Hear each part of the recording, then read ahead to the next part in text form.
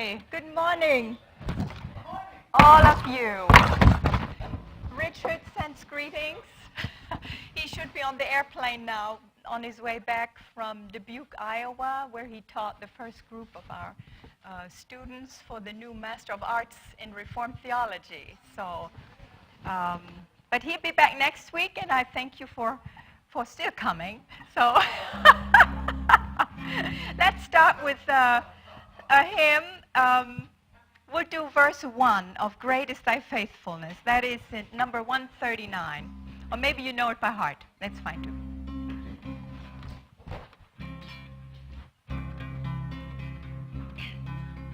Great is Thy faithfulness, O God my Father. There is no shadow of turning with Thee. Thou changest not, Thy compassions they fail not.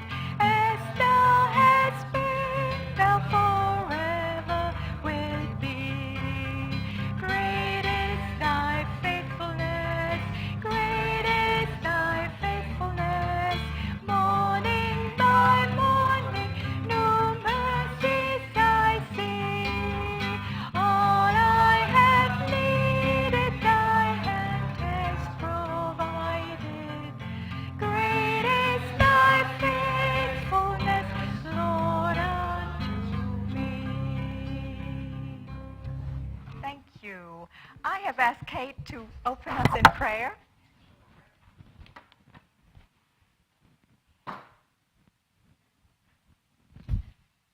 Lord, this morning we thank you for your faithfulness. We thank you for our time together. We thank you for Marta sharing some of her life experiences with us. We ask that you give Richard and Carl safe travels. We ask that you fill your Holy Spirit here with us. In Jesus' name. Amen. Thank you, Kate.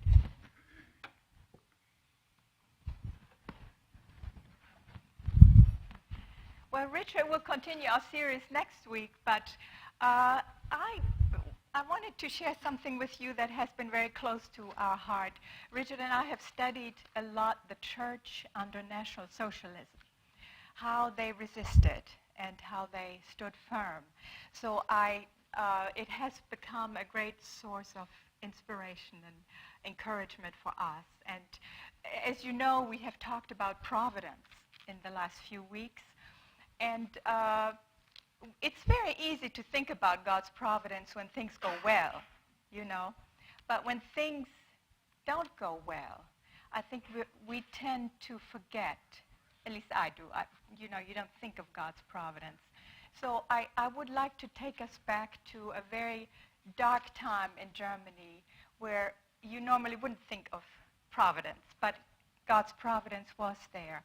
And it gave the people great courage, this knowledge that they belonged to God and that He was in control of their lives even if things went totally crazy. So I would like to start with a quote from Dietrich Bonhoeffer. He said, "Silence in the face of evil is itself evil. God will not hold us guiltless. Not to speak is to speak. Not to act is to act." And I would like for you to meet this couple. I have been especially, if I can get this to work. Here we go. Here we go. Oops, now it's gone too fast. Okay. I have had a special interest in pastors' families and their resistance under Hitler, so I would like for you to meet this couple, Otto and Gertrud Mörike. They were in the southern part of Germany near Stuttgart. Oh, goodness, here we go. Let me start with their young age. Gertrud was born in 1904. Her father was a pastor. She grew up with 5 brothers. She held her ground very well with those brothers.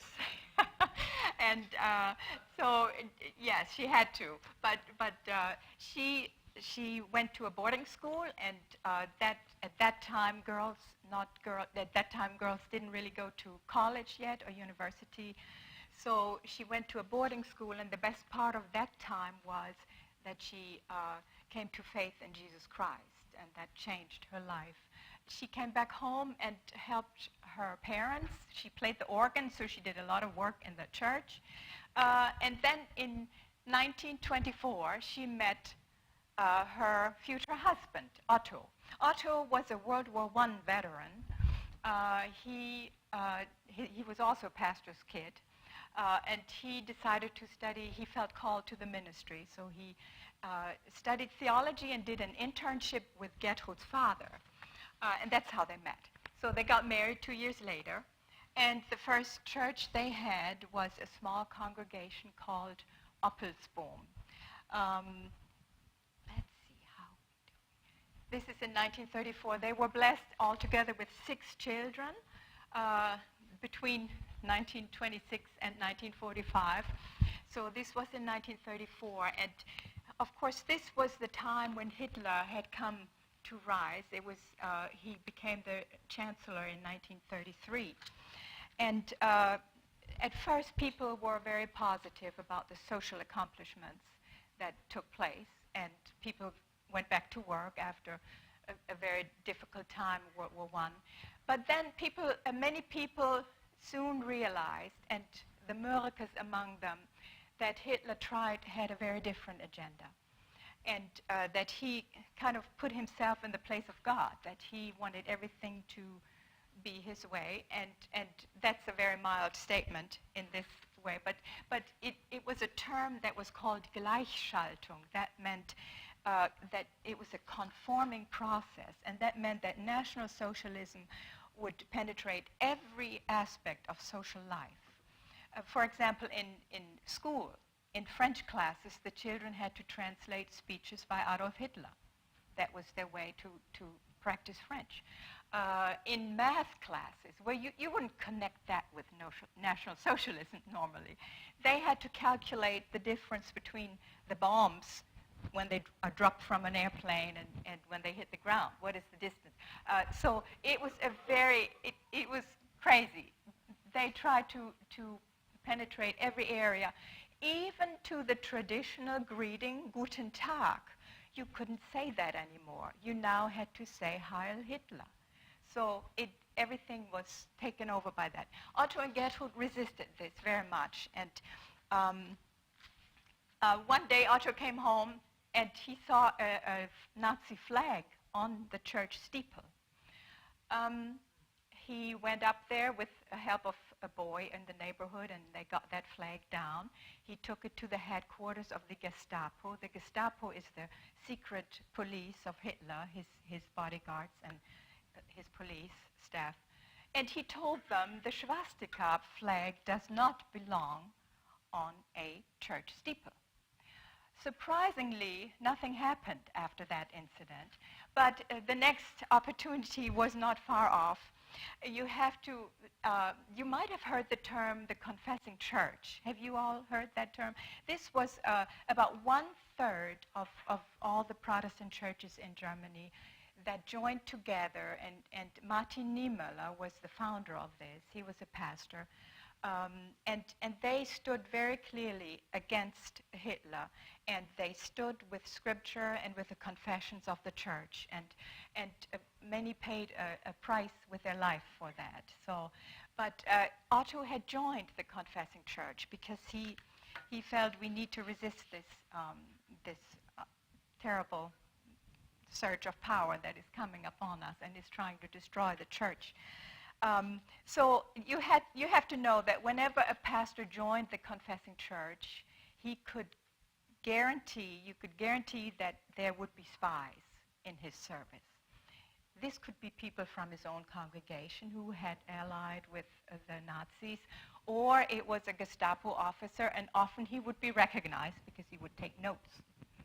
He would write everything down that the pastor said. If there was one little word against the government, he would, that was the end of it. So Otto preached that one Sunday on Joshua and the fall of Jericho, and he compared Jericho to National Socialism.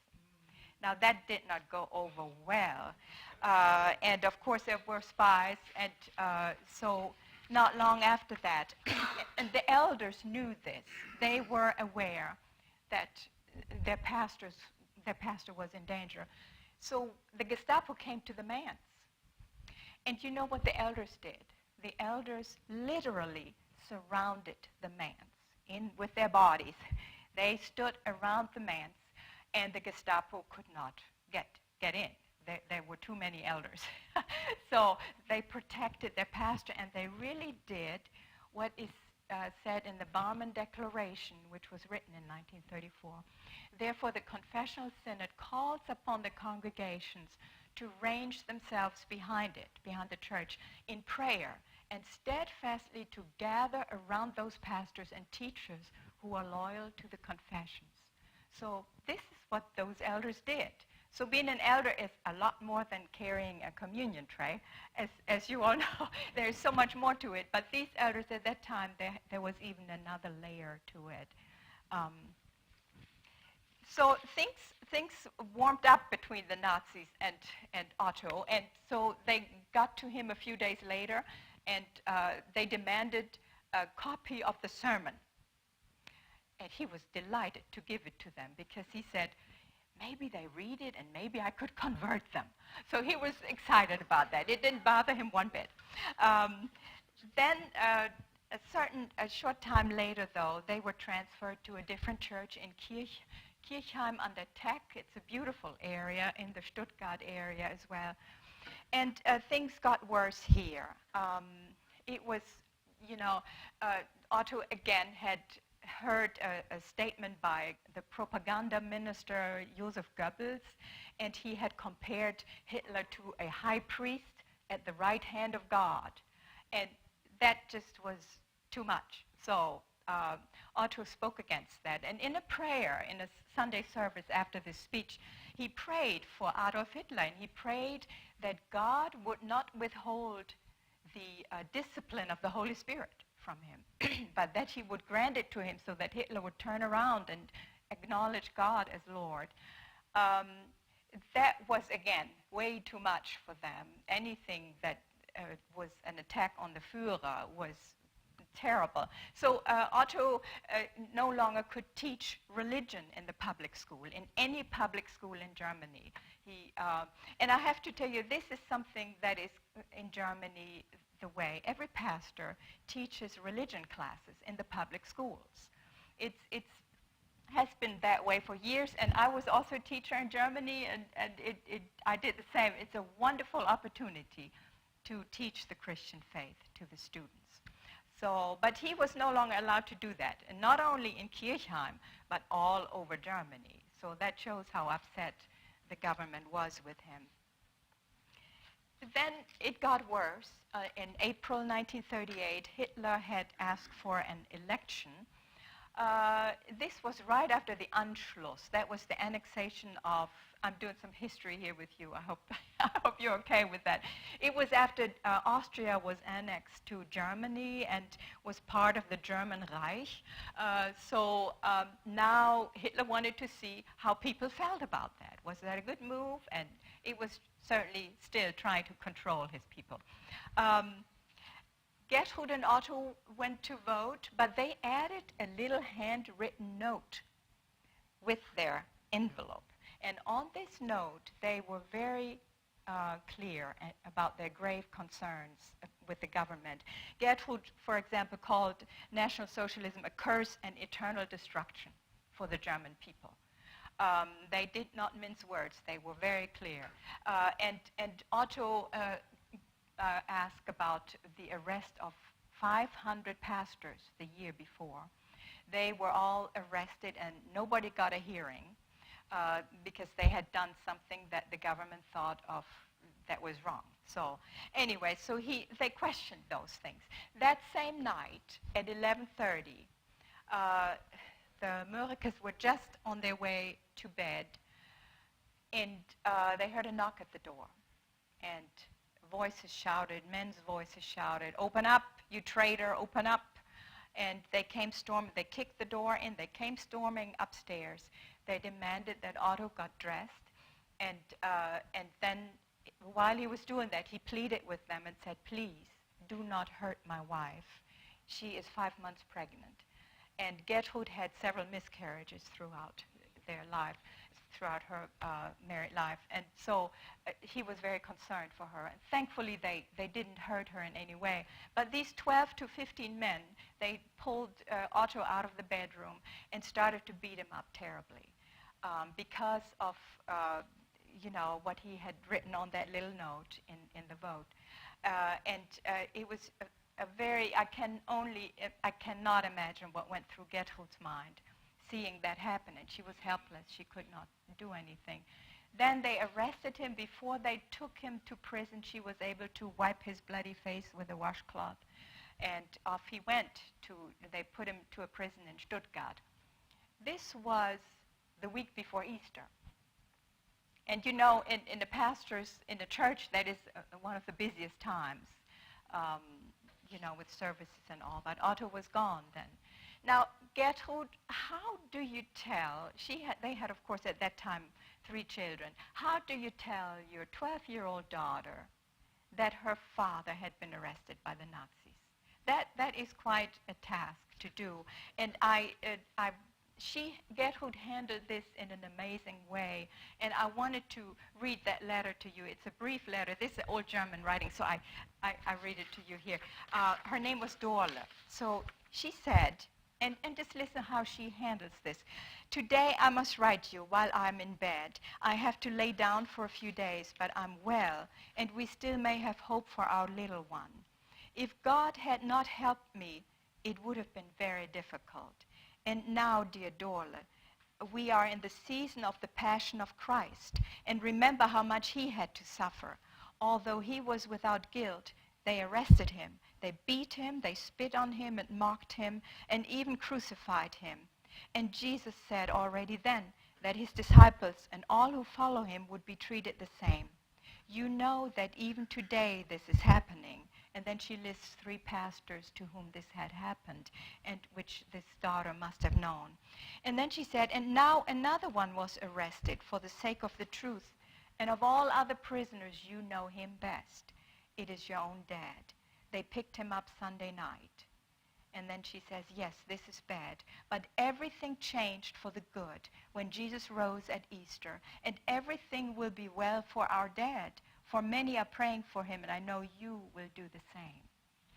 And I thought this was an amazing way that she tried to very gently tell her daughter, in light of Christ's suffering, which I think is the only way to understand any suffering in this world. We have to look at that.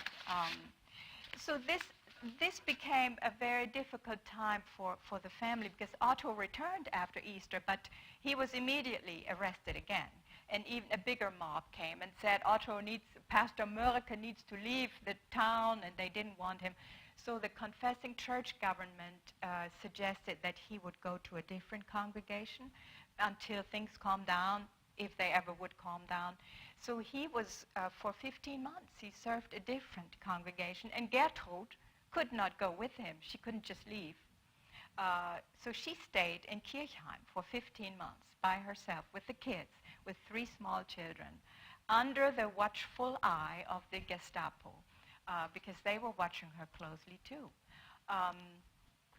There were very few times that they saw each other during that time, because it was just too dangerous.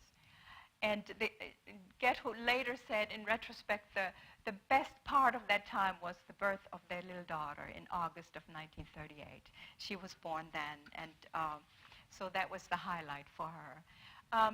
Here's another picture of them as a whole family. This was a little later. They had 5 kids at that time.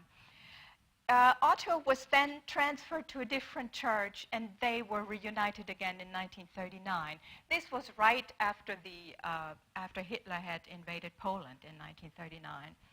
Otto was not asked to serve because he was, as the government told him, he was not worthy of service because of his bad behavior towards the government. But he said, I'm very grateful, he said, for the sake of my family and for myself, and because this war is evil. So he was very, very grateful. he was put, because of his behavior back in Kirchheim, they put him in court, and he got 10 months prison, but they put him on probation. So he was able to do the church ministry in Flacht. That was a new congregation. During that time, they also took in a foster son, Walter Sülten. His father had been married. His mother had died. His father he did not have 100% Aryan blood, as the Nazis asked for. He was Jewish, half Jewish. He had one grandparent that was Jewish. So he was a pastor. He was put in a concentration camp and died there. So they took care, the Mörike family took care of this boy as well. So you can imagine it was a busy household for them. Beginning in 1940, Gertrud and Otto began a ministry among pastors who had been arrested or sent to concentration camps. They would pack packages. It was very difficult to get food at that time. But they would gather food and write them notes, and had really a wonderful ministry. They looked after the wives that were often at home by themselves with the kids. They invited them over to dinner. So they had this going on. And then they had another thing going on. This was it was a group of pastors. They called themselves the Ring of Brothers. And they had committed to saving Jews, to save German Jews. Now, you have to, 1942 was the worst year in Germany for deportations. And by 1943, there were only around 20,000 Jews left in Germany. Not many, but there were some who tried to survive still and keep from being deported. And they were called the U-boats because they had to go under. They had to go into hiding. There was a pastor in the neighboring congregation, Theodor Dipper. He and Otto together were the main organizers in the area to set up a route for Jewish people that came through and needed a place to stay. And that was one of the most dangerous things you could do during World War II. If you were hiding a Jew, if you were discovered, it would mean not only that the Jews would be deported, but your whole family would be deported to a concentration camp. So it was a very risky thing. And these were pastors like Otto, who had several confrontations with the Nazis and was on probation. Theodor Dipper had been in a concentration camp, so the Nazis were watching him very closely too. But these men had great courage. They knew God is calling us to help these German Jews. So they set up this chain for the Jewish people to hide. And a lot of the people in the congregation didn't know that their pastor was doing that. They had to be quiet about that. And this pastor, Theodor Dipper, he had a reputation in his congregation as the most greediest pastor. Now, why was that? Because when he would visit people, pastors do that a lot, and they often get offered food, and he would always decline. He would say, no, thank you, but I'll take some home. And so they would pack a package, but behind his back they would always say, why is he taking so much food home? Of course, they didn't know there were Jews in his house he had to feed. But they couldn't understand, so he had that reputation, but he gladly bore that name because it was for a good purpose. Anyway, he and Otto had organized this, and, they helped. I want to tell you briefly about this couple, Max and Ines Krakauer. They were German Jews from Berlin. They escaped deportation, and this is an amazing story, they survived for 27 months. And they got a new passport with a cover name, and they were sent from one family to the other. Most families were pastors' families. They hid them in their homes, and can you imagine living that way for more than 2 years? You have to always look over your shoulder. They could, most of the time, not use public transportation. It was too dangerous. So they either rode a bike or walked. So by the time they got to Otto Mörike and to Gertrud, their clothes were in rags, and Gertrud mended them and washed and mended them, and they took them in. They really took care of them. And they had an interesting way of introducing them to the town. They thought it's best if we don't hide them. They shouldn't just hide in a house, because that would not be good. So they took them through the town and introduced them as Hans and Grete, which were their cover names, from Berlin. They had come from Berlin because, the war was going bad and they needed a break. So here they are, and Otto told people, and they really just need some good food too. So that was good, smart, because people brought food now, and it was at that time very difficult to organize food. So, but Gertrud's task, of course, was many times to calm, especially Ines, because she, every time there was a knock at the door, she would jump up and run to the bathroom and smoke a cigarette. She was just so stressed out. It's hard for us to imagine the way they lived. But Max, her husband, he joined with Otto. He would go to Bible studies. He would do any activity in the church. He was part of that, and it did him very good to be part of that. And Max called these people and the many others that helped them, he called them the Good Samaritans of the Third Reich, because they really took care of them. Now, how do you do this, though? I don't know whether this question comes to you as well, but I have been wondering a lot. How do you do this? How do you hide Jewish people in your home with a bunch of kids around? Kids like to talk and play with their neighbor kids and their friends, and it's so easy that something would slip out. So the younger Mörike kids, they said, in retrospect, they said, we knew we had a lot of company all the time, but we didn't know they were Jewish. So they didn't know. The older ones knew it. They had enough understanding to be quiet. They quietly did their work. The girls at home tried to calm the guests and encourage them and just help them in whichever way they could. The boys, you would see the teenage son, Frieda was his name, you would see him ride his bike through the neighborhood very casually. But it was not casual, because he was on the lookout for the Gestapo. They would do house searches for people on a regular basis. And whatever they find, that was against National Socialism, it was a dangerous thing. So whenever he saw them in the neighborhood, he would hurry home, tell his mom and dad. Sometimes Otto wasn't home because he was a pastor and was busy. So what did Gertrud do? When the Gestapo came to their house, she would stall them at the front door. She would distract them and just talk to them. During that time, the Jews could go through the back door to another hiding place. But those things had to be planned and carefully, I almost want to say practiced, because everybody needed to know what to do if this happens. So you can imagine the stress the whole family was living with, because you never knew it could happen at any time. Thankfully, nothing happened when the Krakauers were with them. They survived the war, and also Otto and Gertrud also survived the war. After the war, he was in charge of a refugee camp and often brought especially children home, and they took care of them for a while until they were reconnected with their families. And then he was later a pastor and did other things as well.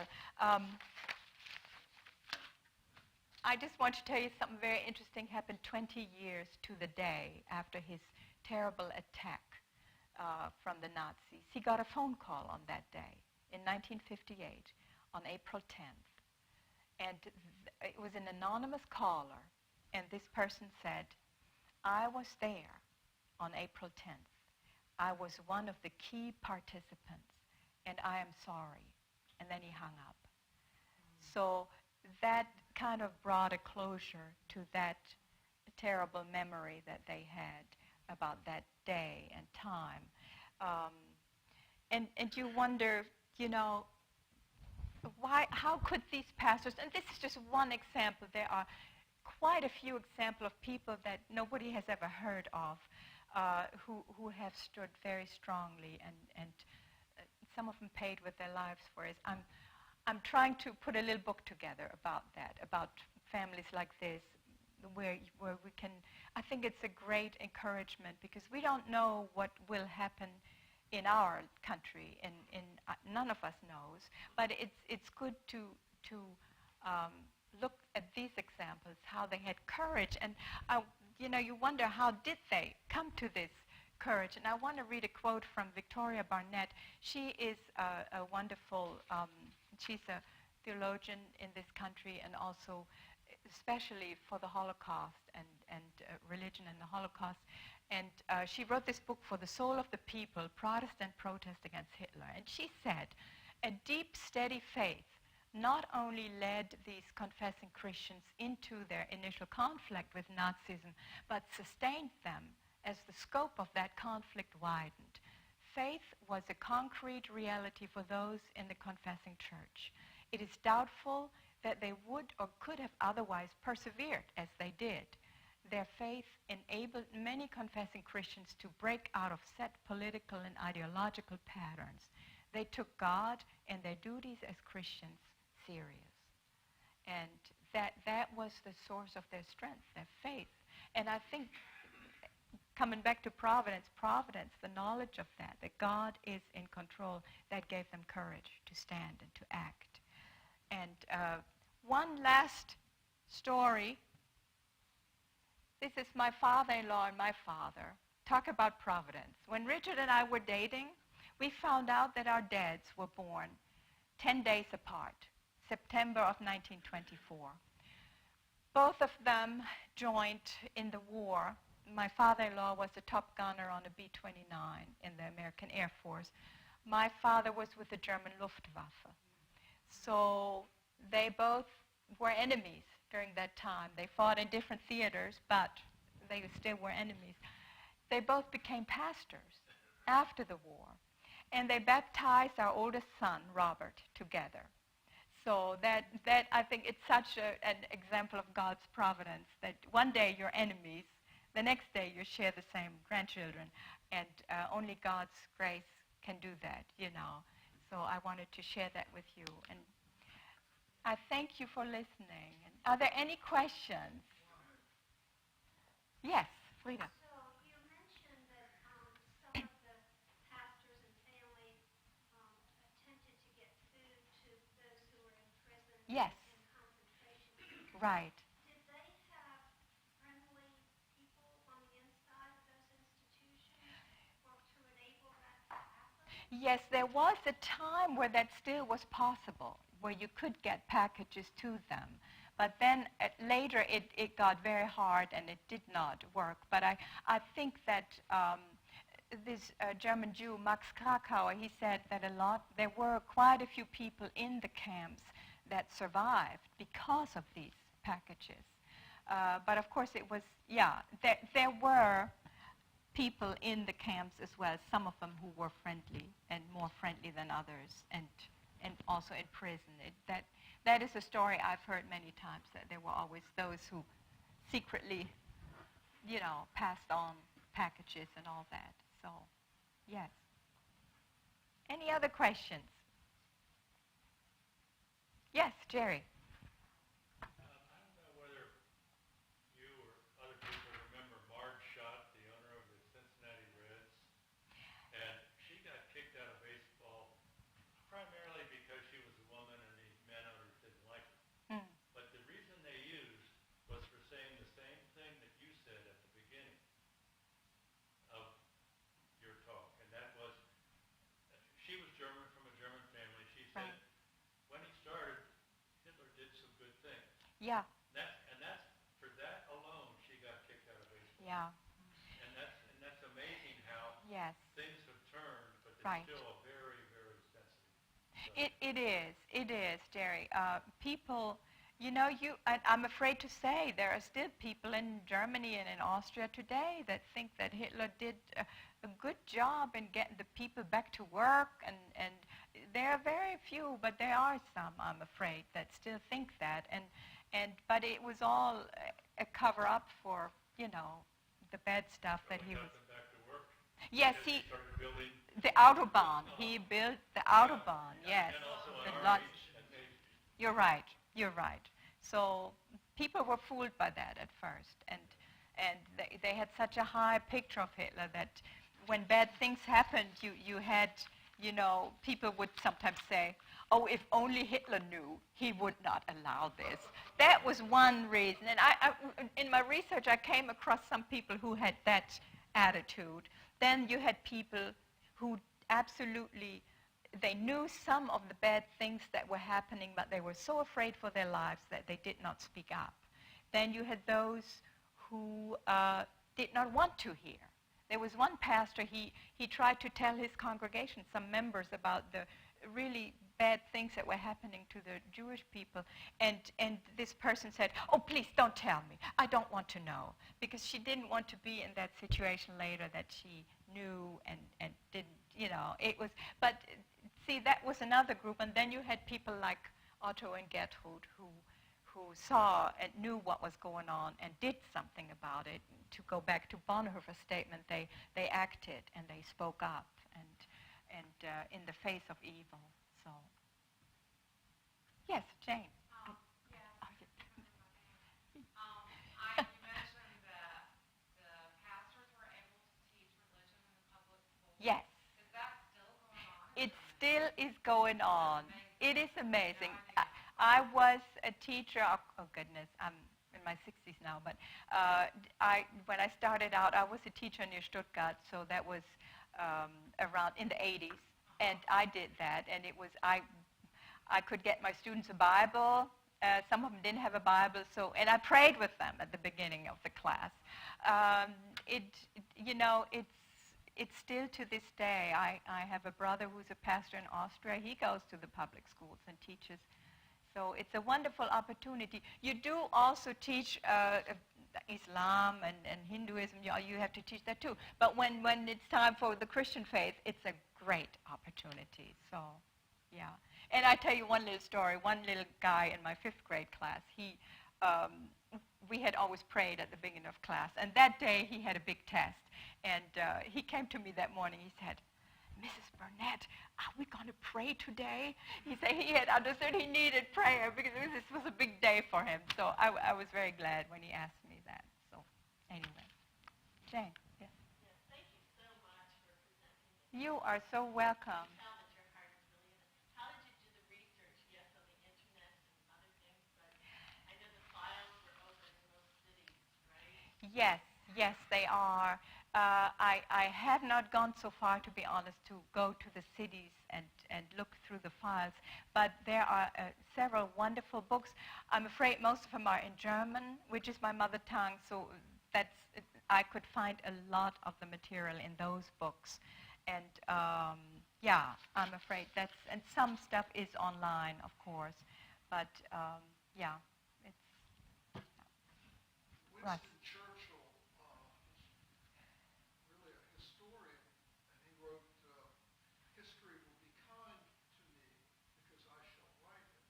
Mm. And he wrote a very good history book about Germany. Mm. And he concluded that really the mistreatment of Germany after World War I and the Treaty of Versailles, Yes. where Germany didn't start with World War I. Right. It was sort of a mutual combat thing, where everybody was spoiling for a fight.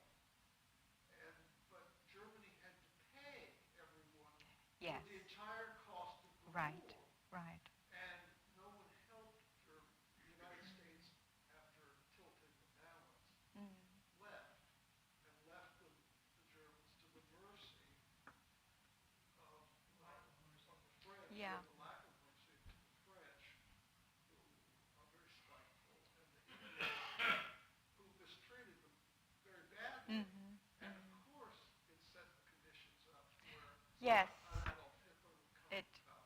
Right. It did. it. You're right. I think that all built up to that point where people were longing for someone who would take them out of that and would be the big leader. And yeah. Well, when you combine essentially communism, which is what National Socialism is, Mm. with this sort of messianic character that Hitler was, there were, of course, thousands of Adolf Hitlers roaming around, and it was just, Yeah. it's sort of fortunate if somebody as crazy as he was came to power, because if somebody a little bit more rational, Mhm. the world would have had more of a fun time. Yeah, well, he still did an enormous amount of damage, you know, and people to this day are troubled by it, you know.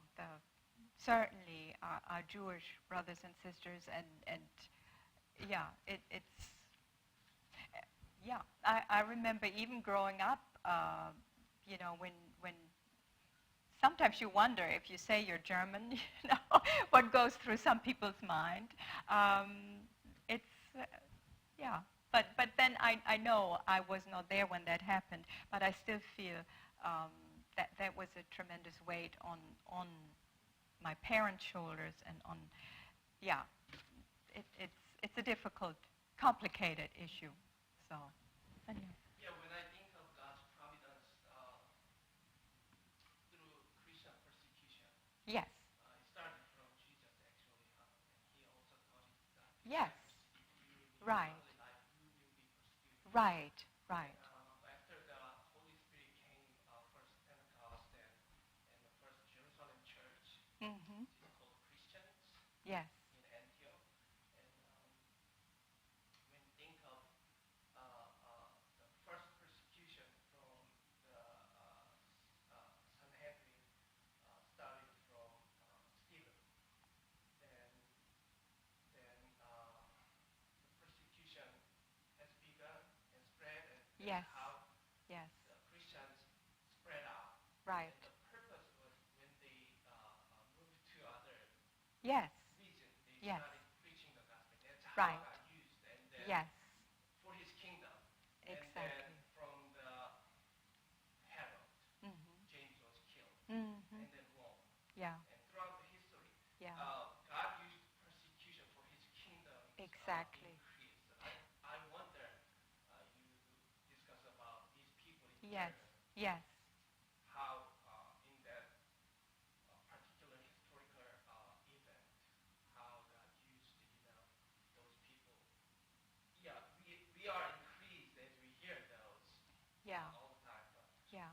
is there anyhow that we can tell it's God's providence, God used those persecution and used these people, raised those people for His kingdom? Yes. So your question is whether it still has an impact today. Yeah. Well, I think when you look at the church in Germany today, you might see many empty churches, but I think there is still a growing group of people who believes in what you just said, in the providence, in the following Jesus Christ, and I think people have sobered up. I believe that they. Because of this situation, German people have become much more sober. For example, I think if you ask, and Richard has said this, I've heard him say this, if you go to Germany and ask people whether Allah and Jesus are the same, or our Father in heaven, people would say no. Absolutely not. They're not the same. Whereas he said here sometimes you hear that people say, sure, it's the Islamic God and it's our God, so it's the same. But it's not. So there is a more, I would say, a more soberness about things, and I hope that these, that this still encourages people to. I think they're more careful with what is happening, and after this experience. I hope that answered your question. I don't know. But thank you for bringing the providence point up, because that is it's so important. Yes, Sandy. Yes.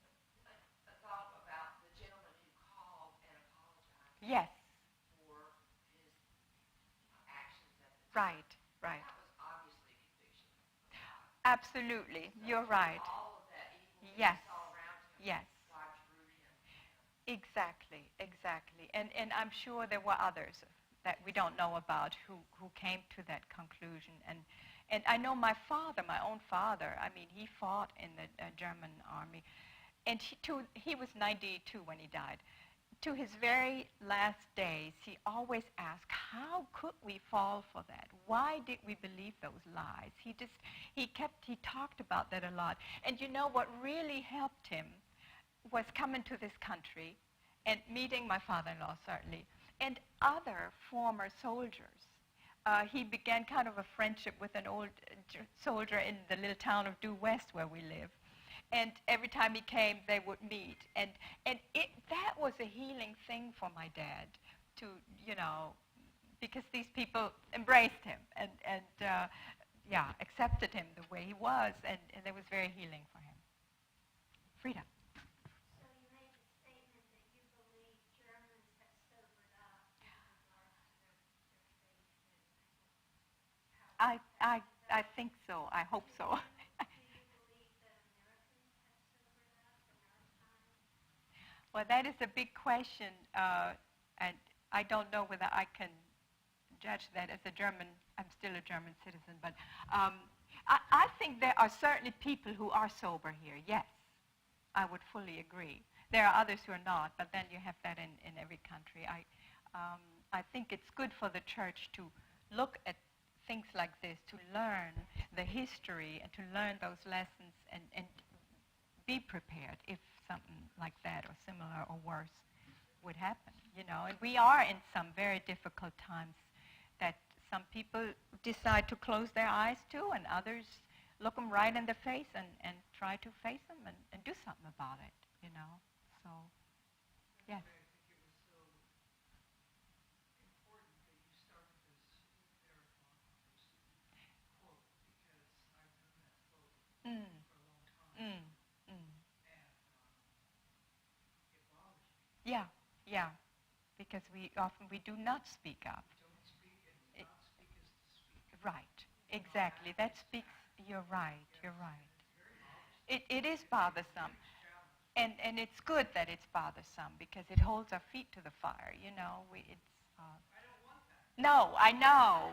We prefer a more comfortable life, but we all need to remember that. Thank you for saying that. Karen, what would you?